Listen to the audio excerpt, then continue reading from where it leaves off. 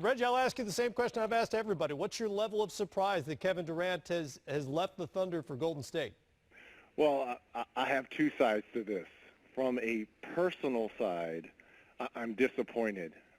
Having played 18 years in a small market in Indiana, I've always felt that your stars and superstars, I've always talked about spreading the wealth, and to have a player of a Kevin Durant magnitude in a small market like Oklahoma, and to get them to the finals a few years ago, to be a league MVP, and to be the face of the National Basketball Association, I loved having him in Oklahoma. So from a personal standpoint, very much the same way when LeBron left Cleveland to go to Miami, I was critical of him of that he won 2 championships there, came back and kind of righted the ship by winning one this past season for Cleveland. So I love to have superstars in smaller market.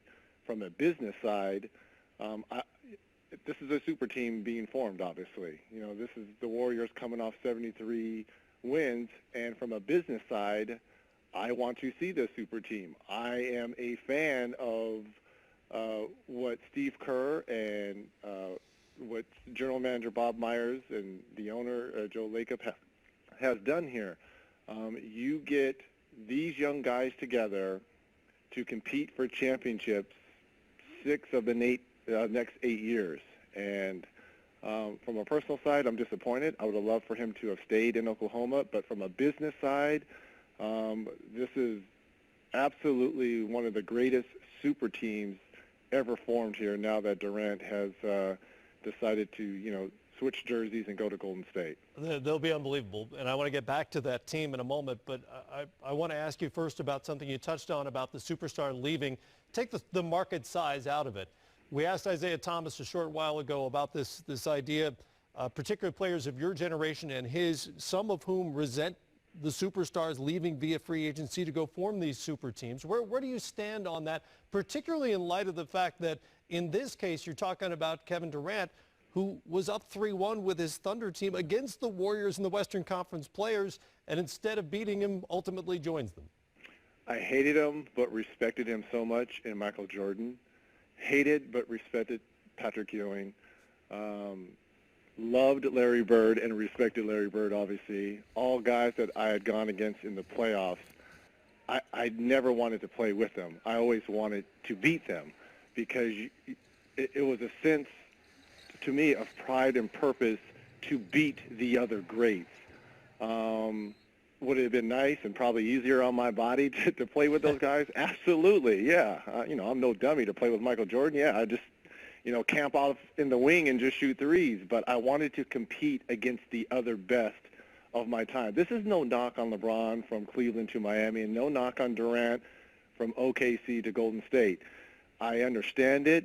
We are judged in our game by championships, and that's what people always bring up about me. I never won a championship. Great playoffs, great career, one city, one team, but at the end of the day, I didn't win championships. And when it's all said and done, if Durant has 2, 3, 4 championships, we're not going to talk about him defecting from OKC to the Warriors. We're just going to focus in on his championships. And he looks around the landscape of the NBA, and he sees LeBron James just got his 3rd.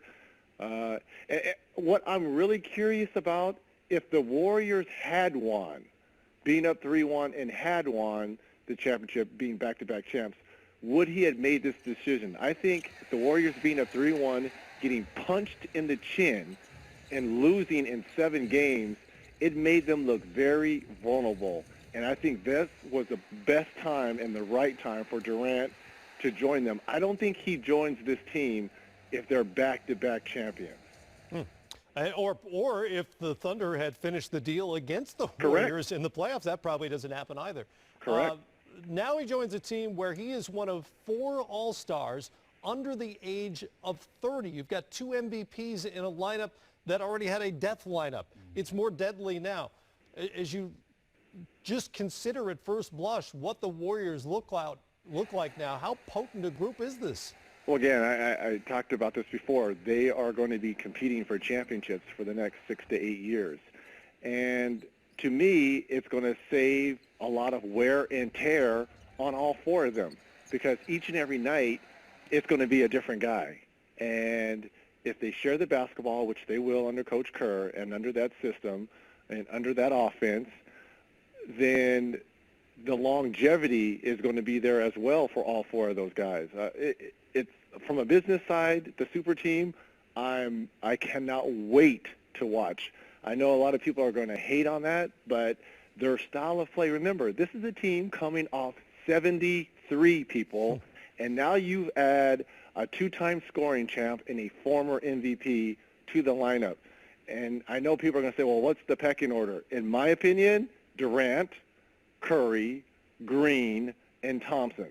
That is the pecking order, but each and every night it's going to be someone new, or it could be all four of them. Yeah. That's how deadly they are going to be. It's sort of mind-boggling how diabolical this lineup could be. Reggie, enjoy Malibu. I know you will. I appreciate it. Happy 4th, everyone. Happy 4th to you as well. Reggie.